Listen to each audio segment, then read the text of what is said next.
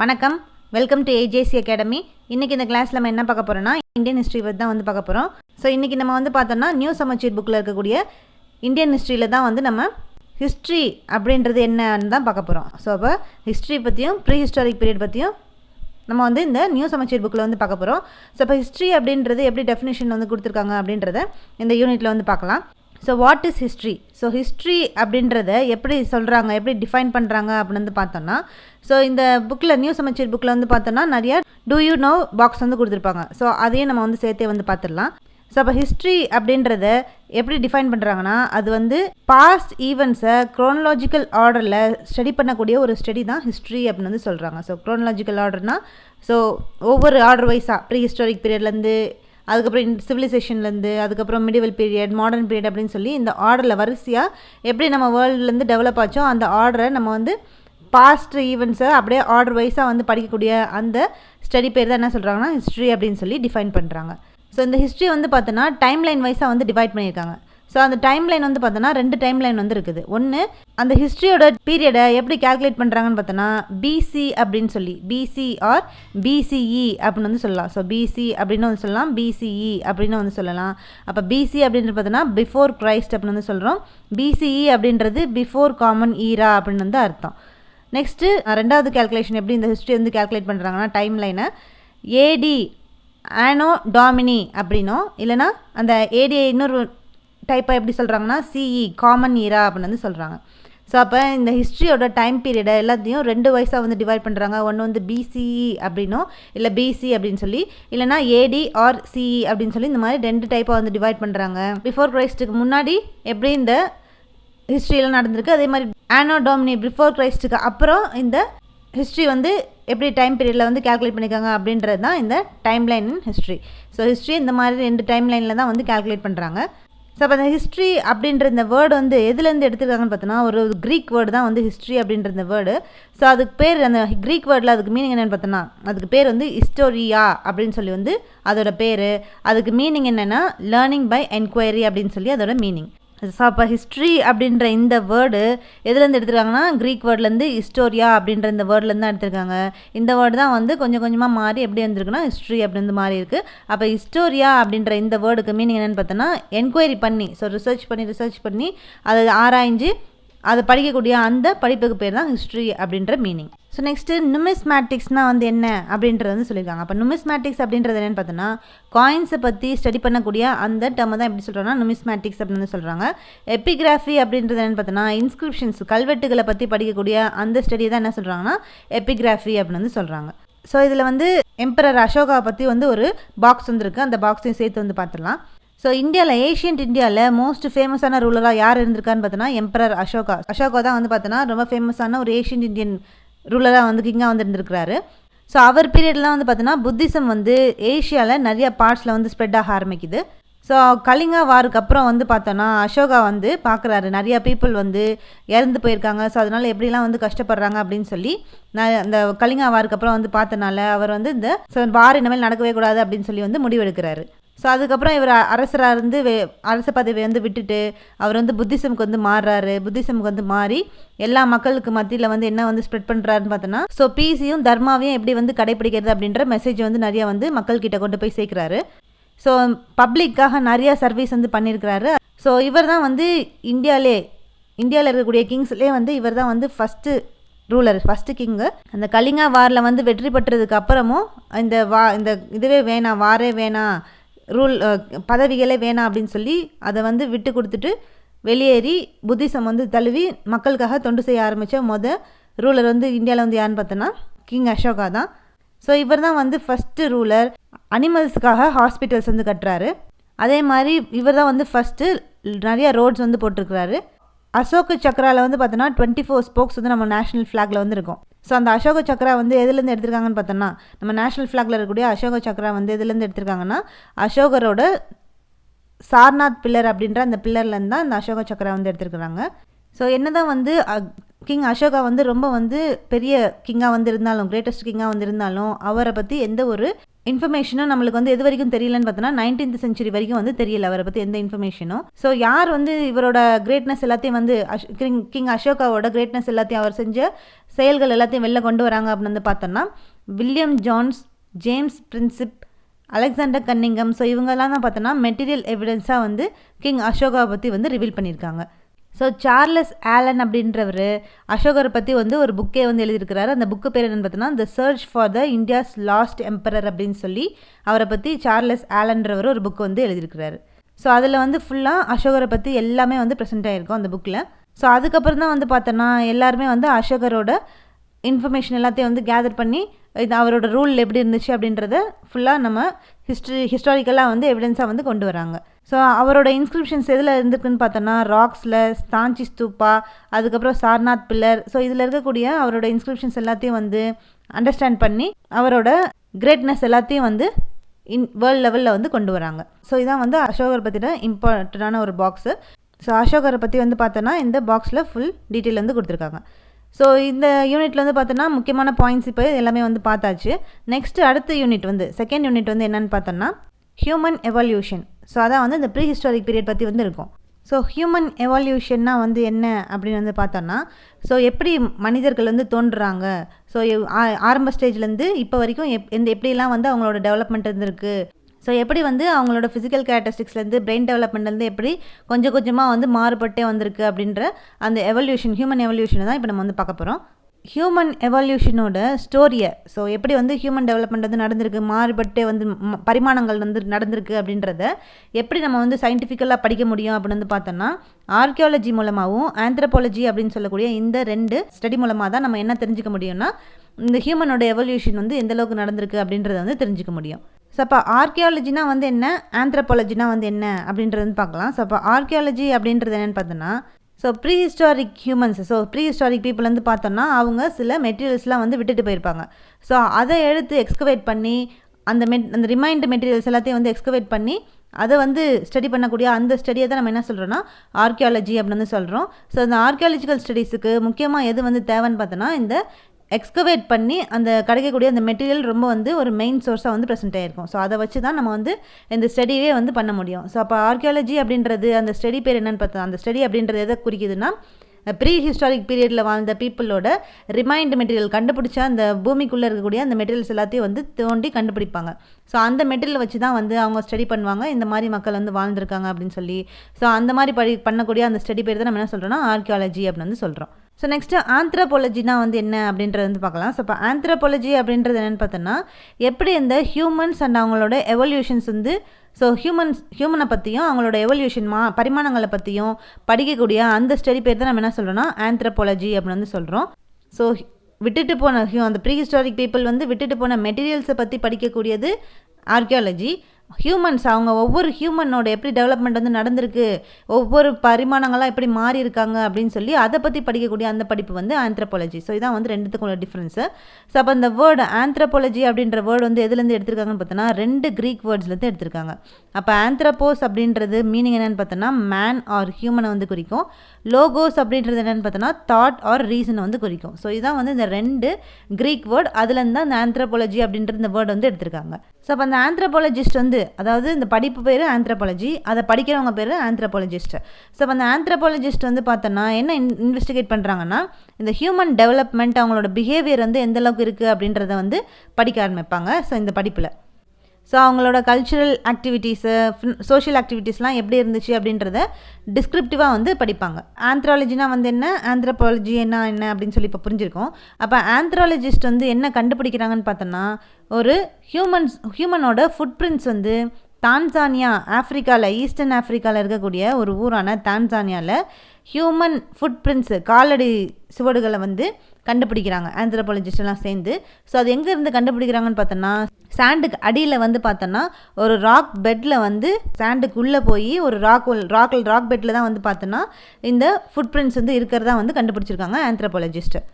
So அப்போ அந்த என்ன வந்து ஆராய்ச்சி பண்ண ஆரம்பிக்கிறாங்க இந்த ஆந்த்ரோபாலஜிஸ்ட் அப்படின்னு வந்து பார்த்தோன்னா இந்த ஃபுட் பிரிண்ட்ஸ் வந்து யாருது ஹியூமனோட ஃபுட் பிரிண்ட்ஸ் காலடி சுவடுகள்னால் இது எந்த எந்த டைமில் இருந்துச்சு எப்படி இருந்தாங்க அப்போ ஹியூமன்ஸ் அப்படின்றத வந்து படிக்க ஆரம்பிக்கிறாங்க.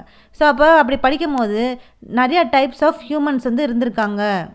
இந்த ப்ரீ ஹிஸ்டாரிக் பீரியட்லேயே வந்து பார்த்தோன்னா நிறைய பீரியடில் வந்து ரொம்ப டியூரேஷனில் ஹியூமன்ஸ் வந்து கொஞ்சம் கொஞ்சமாக உடனே நம்ம வந்து இந்த மாதிரி ஒரு ஹியூமன் இப்போ இருக்க ஹியூமன் வந்து உடனே வந்து வந்துடல, எப்படி இருந்து ஹியூமன்ஸ் வந்து டெவலப் ஆகியிருக்காங்க அப்படின்றத வந்து ஆராய்ச்சி பண்ண ஆரம்பிக்கிறாங்க.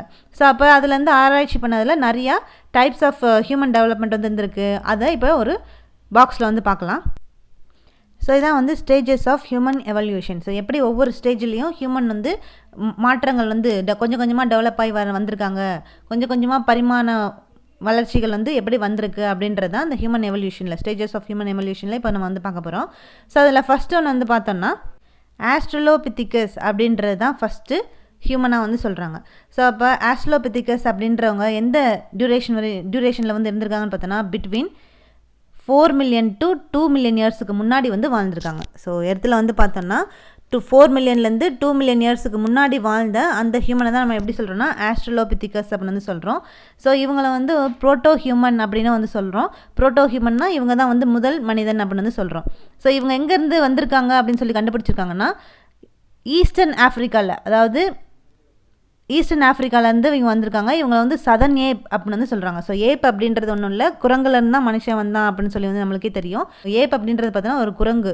ஸோ அந்த குரங்குலேருந்து தான் இந்த மனுஷன் வந்து வந்திருக்கான் அப்படின்றது தான் இந்த ஃபஸ்ட்டு ஆஸ்ட்ரலோபித்திகஸ் அப்படின்ற ஹியூமன். அது வந்து ஒரு புரோட்டோ ஹியூமன் ஈஸ்டர்ன் ஆஃப்ரிக்காவில் இவங்களை வந்து கண்டுபிடிச்சிருக்காங்க. ஸோ இவங்களோட டைம் டியூரேஷன் வந்து பார்த்தோன்னா 4 million இயர்ஸ் 4 to 2 million இயர்ஸ்க்கு முன்னாடி வந்து வாழ்ந்திருக்காங்க. ஸோ இவங்க எப்படி இருப்பாங்கன்னு பார்த்தோன்னா மிக்ஸ் ஆஃப் ஹியூமன் கொஞ்சமும் ஏப் கொஞ்சமும், அதாவது குரங்கு கொஞ்சமாகவும் மனிதன் கொஞ்சமாகவும் வந்து இருந்திருக்காங்க. 2 காலில் வந்து நடந்திருக்காங்க. பைபெடல் வாக்னா 2 லெக்ஸால் வந்து அப்போ வந்து அவங்க நடந்திருக்காங்க. ஸோ அதுக்கு அடுத்த ஸ்டேஜ் வந்து என்னென்னு பார்த்தோன்னா ஃபஸ்ட்டு ஸ்டேஜ் வந்து ஆஸ்ட்ரலோபித்திகஸ். ஸோ செகண்ட் ஸ்டேஜ் என்னென்னு பார்த்தோன்னா ஹோமோ ஹெபிலிஸ் அப்படின்ற ஒரு ஹியூமன் டைப்பு. ஸோ அப்போ ஹோமோ ஹெபிலிஸ் அப்படின்ற இவங்க டைம் டியூரேஷன் பார்த்தோன்னா 2.3 அதிலேருந்து 1.4 million இயர்ஸுக்கு முன்னாடி வந்து இவங்க வாழ்ந்துருக்காங்க. ஸோ அதுக்கு அடுத்த ஸ்டேஜ் ஹோமோ ஹெபிலிஸ். ஸோ இவங்களும் வந்து ஒரு புரோட்டோ ஹியூமன் அப்படின்னு தான் வந்து சொல்கிறாங்க. இவங்க வந்து எப்படி இருக்காங்கன்னு பார்த்தோன்னா ஸோ அவங்களோட டோஸ் வந்து கால் விரல்கள்லாம் வந்து பெருசாக வந்துருக்கும். அப்போ தான் வந்து அந்த நல்லா க்ரிப்பாக வந்து பிடிச்சிக்கணுன்றதுக்காக அந்த மாதிரி பெருசான டோஸ் வந்து கால் விரல்கள்லாம் வந்துருக்குது.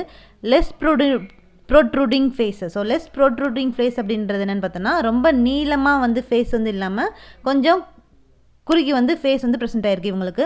இவங்க என்னெல்லாம் வந்து கண்டுபிடிச்சிருக்காங்க பார்த்தோன்னா டூல்ஸ் எப்படி செய்கிறது அப்படின்றத வந்து கண்டுபிடிச்சிருக்காங்க இந்த ஹோமோ ஹெபிலிஸ் அப்படின்னு சொல்லக்கூடிய இந்த புரோட்டோ ஹியூமன்ஸை. ஸோ அடுத்த ஸ்டேஜ் வந்து என்னென்னு பார்த்தோன்னா அடுத்த ஸ்டேஜ் வந்து homo erectus. So homo erectus அப்படின்னு சொல்லக்கூடிய இந்த ஸ்டேஜ் ஆஃப் பீப்புள் வந்து எப்போ ஃபார்ம் ஆயிருக்காங்கன்னு பார்த்தோன்னா அப்ராக்சிமேட்லி 1.8 million இயர்ஸ்க்கு முன்னாடி வந்து இவங்க வந்து வாழ்ந்துருக்காங்க. ஸோ இவங்களை வந்து ஜாவா மேன் அப்படின்னு வந்து சொல்கிறாங்க. ஸோ இவங்களோட பிரெயின் டெவலப்மெண்ட் வந்து பார்த்தோன்னா இப்போ இருக்கக்கூடிய ஃபுல் ஹியூமன் பிரெயின் டெவலப்மெண்ட் மாதிரி வந்து கிடையாது. நம்மளை விட ரொம்ப கம்மியாக தான் இவங்களுக்கு வந்து பிரெயின் டெவலப்மெண்ட் வந்து இருந்திருக்குது. ஸோ இவங்க வந்து எப்படி நடந்திருக்காங்கன்னு பார்த்தோன்னா ஸ்ட்ரெயிட் போஸ்டரில் வந்து நடந்திருக்காங்க. அதாவது அவங்க நடக்கும்போது இப்போ மனுஷங்க வந்து நம்ம எப்படி நடக்கிறோமோ அதே மாதிரி ஸ்ட்ரெயிட் பொசிஷனில் வந்து நடக்க ஆரம்பிச்சிருக்காங்க. இவங்க வந்து இவங்களுக்கு என்ன வந்து கண்டுபிடிச்சிருக்காங்கன்னு பார்த்தோன்னா ஃபயர் வந்து எப்படி உருவாக்குறது அப்படின்னு சொல்லி இவங்க வந்து கண்டுபிடிச்சிருக்காங்க. ஸோ இதான் வந்து 3வது ஸ்டேஜ். ஸோ 4வது ஸ்டேஜ் யாருன்னு பார்த்தோன்னா நியாண்டர்தால். ஸோ நியாண்டர்தால் அப்படின்னு வந்து சொல்கிறாங்க. ஸோ இவங்க வாழ்ந்த காலகட்டம் பீரியட் வந்து பார்த்தோன்னா 1,30,000 to 40,000 இயர்ஸ்க்கு முன்னாடி வந்து இவங்க வந்து வாழ்ந்துருக்காங்க. ஸோ இவங்க வந்து ஃபுல்லி ஹியூமன்ஸாக வந்து கிடையாது. ஸோ இவங்க வந்து ஆஃப்ரிக்கன்ஸ் வந்து ரொம்ப டிஃப்ரெண்ட்டாக வந்திருக்காங்க இந்த நியாண்டர்தால். ஸோ இவங்க வந்து என்ன டூல்ஸ் வந்து செஞ்சுருக்காங்கன்னா க்ரூட் அப்படின்ற ஸ்டோன்னால் வந்து செஞ்ச ஒரு டூல்ஸ் வந்து செஞ்சுருந்துருக்காங்க.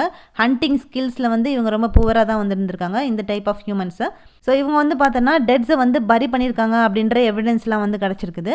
இவங்க வந்து இந்த மாதிரி ஹியூமன்ஸ் வந்து வாழ்ந்திருக்காங்க, நியாண்டர்தால் அப்படின்ற ஹியூமன்ஸ் வந்து வாழ்ந்திருக்காங்க அப்படின்றது எவிடன்ஸ் வந்து எங்கே கண்டுபிடிச்சிருக்காங்கன்னா ஜெர்மனியில் நியாண்டர்தால் அப்படின்ற இடத்துல இந்த மாதிரி பீப்புள் வந்து வாழ்ந்திருக்காங்க அப்படின்னு சொல்லி வந்து கண்டுபிடிச்சிருக்காங்க. ஸோ இதான் வந்து 4th ஸ்டேஜான நியாண்டர்தால்.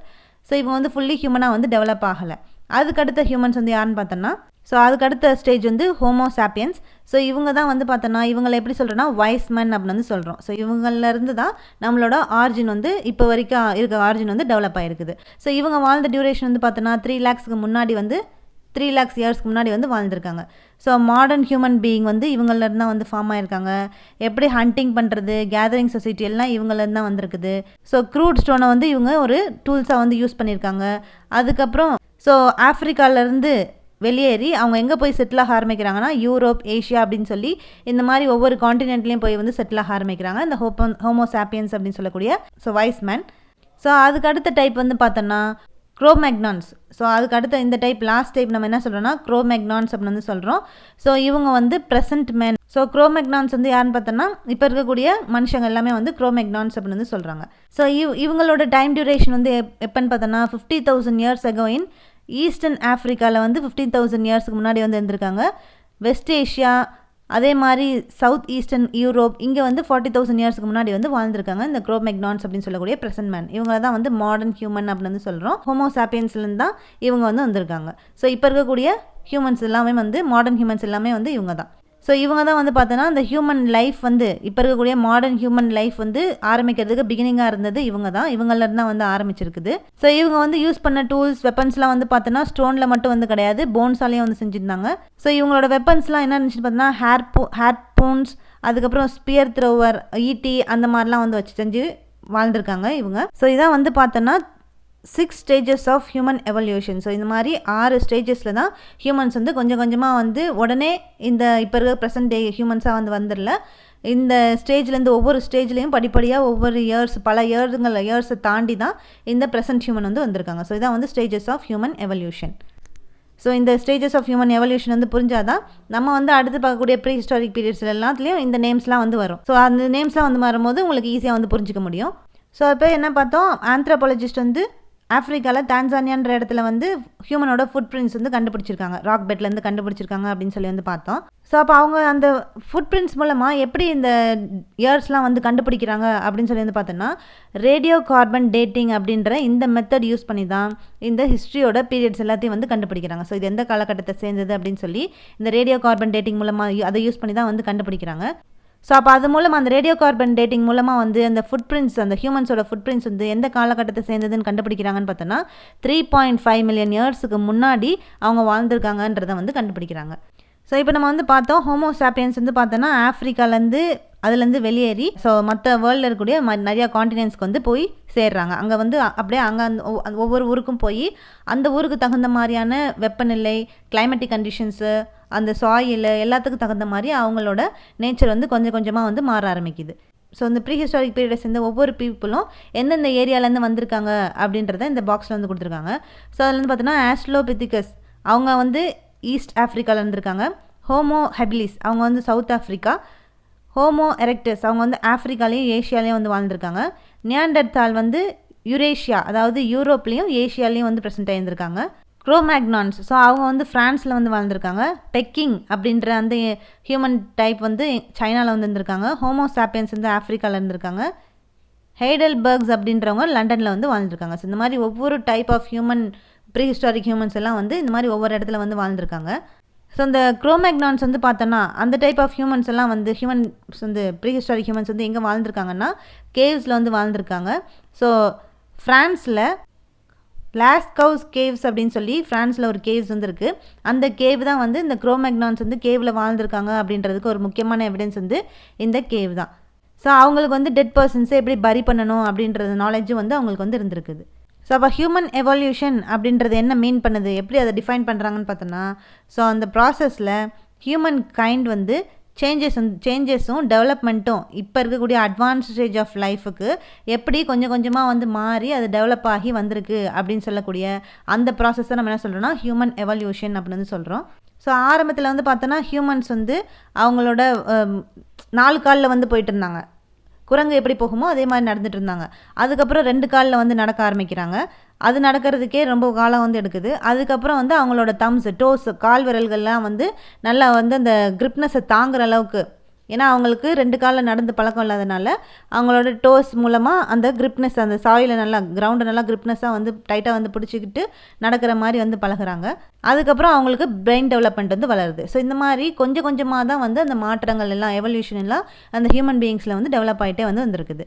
ஸோ அப்போ அந்த ஹோமோசாப்பியன்ஸ் வந்து பார்த்தோன்னா ஈஸ்டர்ன் ஆஃப்ரிக்காவிலேருந்து மைக்ரேட் ஆகி வேர்ல்டில் டிஃப்ரெண்ட் ஒவ்வொரு டிஃப்ரெண்ட் பார்ட்ஸ்லேயும் போய் வந்து செட்டில் ஆயிருக்காங்க. ஸோ அவங்களோட லைஃப் ஸ்டைல்ஸ் எல்லாமே வந்து கொஞ்சம் கொஞ்சமாக வந்து மாற ஆரம்பிக்குது. அந்த என்விரான்மெண்ட்டுக்கு தகுந்த மாதிரி அதுக்கு ஏற்ற மாதிரி அவங்களையும் கொஞ்சம் வந்து மாற்றிக்கிட்டு வாழ ஆரம்பிக்கிறாங்க ஒவ்வொரு ஊருக்காக வந்து போய். ஸோ அப்போ ஒவ்வொரு ஹியூமனும் வந்து பார்த்தோன்னா இந்த மாதிரி தான் ஒவ்வொரு பிளேஸில் different forms of lifestyle வந்து டெவலப் ஆக ஆரம்பிக்குது. ஸோ அந்த ஊரோட வெதர் கண்டிஷன், கிளைமேட்டிக் கண்டிஷன், அந்த பிளேஸோட நேச்சர் எப்படி இருக்குது, ஸோ அதே மாதிரி அந்த கண்டிஷன்ஸ், அந்த என்விரான்மெண்டல் கண்டிஷன்ஸை பொறுத்து அந்த மக்களோட காம்ப்ளெக்ஸ், அதாவது கலர்ஸும் வந்து சேஞ்ச் ஆகுது. ரொம்ப ஹாட் கிளைமேட்னா கருப்பு கலரில் வந்து இருப்பாங்க, அதே மாதிரி கோல்டு கிளைமேட்னா வெள்ளை கலரில் வந்து இருக்காங்க. ஸோ இந்த மாதிரி அவங்களோட ஃபிசிக்கல் ஃபீச்சர்ஸு, காம்ப்ளெக்ஷன், அதாவது அந்த கலர் சேஞ்சஸ் எல்லாம் வந்து இப்படி தான் வந்து மாற ஆரம்பிக்குது. ஸோ அதனால தான் வந்து கருப்பர்கள் அப்படின்னு சொல்லியும் வெள்ளையர்கள் அப்படின்னு சொல்லி இந்த மாதிரி டிஃப்ரெண்ட் என்விரான்மெண்ட் வந்து உருவாக ஆரம்பிக்குது. ஸோ இப்படி வந்து கொஞ்சம் கொஞ்சமாக ஒவ்வொரு ஊர்லேயும் அவங்க போய் செட்டில் ஆகி அவங்களோட பாப்புலேஷன் எல்லாத்தையும் வந்து அந்த ஒவ்வொரு ஊர்லேயும் வந்து டெவலப் பண்ண ஆரம்பிக்கிறாங்க. ஸோ இந்த மக்கள் வந்து எப்படி ஹண்டிங்கு, ஃபுட் வந்து கேதர் பண்ணியிருக்காங்க அப்படின்னு சொல்லி வந்து பார்த்தோம்னா, ஸோ முன்னாடி நம்ம ப்ரீ ஹிஸ்டாரிக் பீரியடில் முன்னாடி பார்த்த கிளாஸஸ் போல தான் இதுலேயும் வந்து சில பாயிண்ட்ஸ் சிமிலராக வந்திருக்கும். ஸோ இவங்க வந்து மில்லியன்ஸ் ஆஃப் இயர்ஸுக்கு முன்னாடி வந்து வாழ்ந்துருக்காங்க. ஸோ இவங்க நொமேடிக் லைஃப், நாடோடிகளான லைஃப் தான் வந்து வாழ்ந்துருக்காங்க. குரூப்பாக வந்து கேவ்ஸில், மவுண்டைன் ரேஞ்சஸில் வந்து தங்கி வாழ்ந்துருக்காங்க. ஸோ ஈச் குரூப்பும் வந்து எத்தனை பேர் இருப்பாங்கன்னு பார்த்தோன்னா 30 to 40 பீப்புள்ஸ் வந்து ப்ரெசென்ட் ஆகியிருந்திருக்காங்க. ஒவ்வொரு அந்த உணவுக்கு தகுந்த மாதிரி பிளேஸை வந்து தேடிட்டே வந்து போவாங்க. எந்த பிளேஸில் உணவு கிடைக்குதோ அந்த மாதிரி ஒரே பிளேஸில் வந்து செட்டில் ஆகிருக்காமல் அந்த எங்கெல்லாம் உணவு கிடைக்குதோ அந்த உணவை தேடி அப்படியே போயிட்டே வந்து இருந்திருக்காங்க. ஸோ அவங்க என்னெல்லாம் வந்து ஹண்ட் பண்ணாங்கன்னு பார்த்தோன்னா pig, deer, bison, rhino, elephant, bear, so இதெல்லாம் வந்து அவங்க ஹண்ட் பண்ணி அவங்க ஃபுட்டாக வந்து சாப்பிட்டாங்க. ஸோ அதே மாதிரி மற்ற அனிமல்ஸ் வந்து வைல்டு அனிமல்ஸ் வந்து டைகர், லயன் அந்த மாதிரியான வைல்டு அனிமல்ஸ் வந்து கொண்டு போட்டால் அந்த அனிமல்ஸையும் வந்து சாப்பிட அவங்க வந்து ஆரம்பித்தாங்க. ஸோ எப்படி ஃபிஷ்ஷிங் வந்து பண்ணுறது அப்படின்ற அந்த ஆர்ட்டை வந்து தெரிஞ்சுக்கிட்டாங்க. ஹனி, அதாவது பீஹைவ்ஸ்லேருந்து ஹனி எல்லாம் வந்து கலெக்ட் பண்ண கற்றுக்குறாங்க. ஃப்ரூட்ஸ் வந்து பறிக்கிறது கற்றுக்குறாங்க ட்ரீஸ்லேருந்து. அதுக்கப்புறம் டியூபர்ஸ், அதாவது கிழங்கு வகைகள் எல்லாத்தையும் வந்து எப்படி கிரவுண்ட்குள்ளேருந்து எடுக்கிறது அப்படின்றத வந்து கற்றுக்குறாங்க. ஸோ ஃபாரஸ்ட்லேருந்து நிறைய கிரெயின்ஸ்லாம் வந்து கலெக்ட் பண்ண தெரிஞ்சுக்கிறாங்க. ஸோ ஃபுட்டை வந்து கலெக்ட் பண்ணக்கூடிய அந்த நாலேஜ் வந்து தெரிஞ்சுக்கிறாங்க. ஸோ அப்போ எல்லா ஃபுட்டும் வந்து ஃபுட் ரிசோர்ஸ் எல்லாம் வந்து ஒரு ஏரியாவில் வந்து எக்ஸஸ் ஆயிடுச்சுன்னா முடிஞ்சிருச்சு, அதுக்கு மேலே அந்த ஏரியாவில் வந்து ஃபுட்டு கிடையாது அப்படின்னு தெரியும் போது அவங்க இன்னும் அந்த ஃபுட்டை தேடி வேறு ஒரு இடத்துக்கு அப்படியே நகர்ந்து வந்து போகிறாங்க. ஸோ இவங்க வந்து வின்டர் டைமில் அவங்க வந்து என்ன வந்து அவங்களோட பாடியை வந்து கவர் பண்ணிக்கிறதுக்கு யூஸ் பண்ணுறாங்கன்னு பார்த்தோன்னா அனிமல் ஹைட்ஸ், அதாவது ஹைட்ஸ்னால் அந்த அனிமலோட ஸ்கின்னை தான் ஹைட்ஸ் அப்படின்னு வந்து சொல்லுவோம். ஸோ அப்போ அந்த அனிமல்ஸோட ஸ்கின்ஸு, ட்ரீஸோட பாக்ஸ், மரப்பட்டைகள், லீவ்ஸு, இது எல்லாத்தையும் வந்து வின்டர் டயத்தில் அவங்களோட பாடியை வந்து கவர் பண்ணுறதுக்காக வந்து யூஸ் பண்ணிக்கிறாங்க. ஸோ ஹியூமன்ஸ் எல்லாமே வந்து அவங்களோட ஃபுட்டுக்காக அந்த ஹண்டிங்கை வந்து ஹண்டிங் ஃபுல்லாக வந்து பண்ணி ஃபுட்டை வந்து சேகரிக்க ஆரம்பித்தாங்க. ஸோ இந்த மாதிரி பார்த்தோன்னா குரூப்பாக வந்து போய் ஹண்டிங் வந்து பண்ணுறாங்க. ஸோ சில பிட்டு மாதிரிலாம் வந்து ட்ராப் மாதிரிலாம் வந்து செட் பண்ணி அனிமல்ஸ் வந்து ஹண்ட் பண்ணுறாங்க.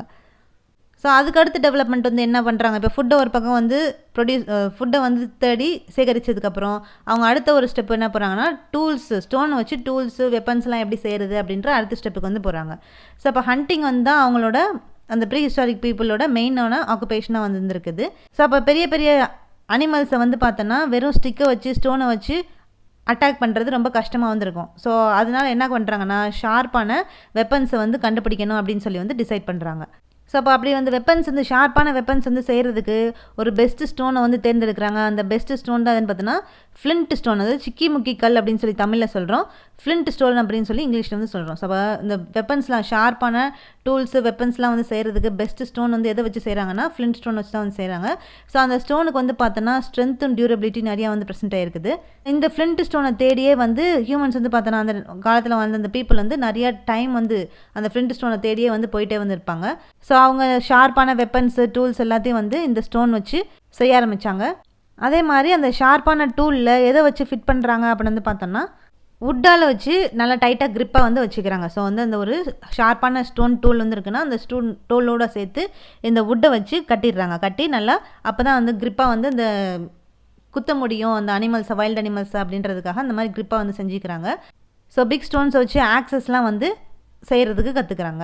ஸோ அந்த ஆக்சஸ் வச்சு ட்ரீஸை கட் பண்ணுறாங்க, பாக்ஸ்லாம் வந்து மரப்பட்டைகள் எல்லாம் வந்து ரிமூவ் பண்ணுறாங்க, குழிகள்லாம் வந்து தோன்றாங்க, அனிமல்ஸ் வந்து ஹண்ட் பண்ணுறதுக்காக யூஸ் பண்ணிக்கிறாங்க, அனிமல்ஸோட ஸ்கின் எல்லாத்தையும் ரிமூவ் பண்ணுறதுக்காக அந்த ஆக்சஸ் வந்து யூஸ் பண்ணிக்கிறாங்க.